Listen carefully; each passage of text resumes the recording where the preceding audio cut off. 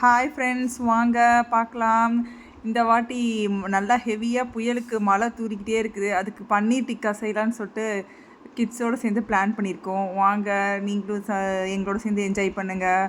First பன்னீர் ஸ்கொயராக அந்த மாதிரி கட் பண்ணி வச்சுக்கிட்டு, அப்புறம் அவங்களே செய்யணும் கிட்ஸே ஆசைப்பட்டதுனால அவங்களே எல்லாமே இன்க்ரீடியன்ஸ் எடுத்து கொடுத்துட்டேன். அவங்களே தூவி அவங்களே மிக்ஸ் பண்ணுறேன் எல்லாமே சொன்னதுனால அவங்களே இன்ட்ரெஸ்ட்டாக சரி வந்ததுனால சரி செய்யட்டுன்னு விட்டுட்டு நான் சரி ஈவினிங் ஸ்நாக்ஸாக செஞ்சு சாப்பிட்லான்னு சொல்லிட்டு இந்த உப்பு எல்லாமே எவ்வளோ போடணும்னு கேட்டு போடுறாங்க. அவங்களே பரவாயில்ல இன்ட்ரெஸ்டடாக மழைக்கும் அதுக்கும் அவங்களே சமைக்க மிக்சிங்காவது நான் பண்ணுறேமான்னு சொல்லி ஸ்டார்ட் பண்ணியாச்சு. மிக்சிங்லாம் முடிஞ்சாச்சு.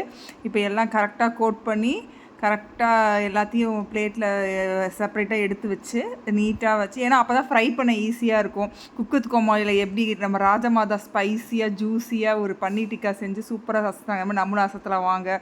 இப்போ ஃப்ரை செக்ஷன் வந்தாச்சு, வாங்க.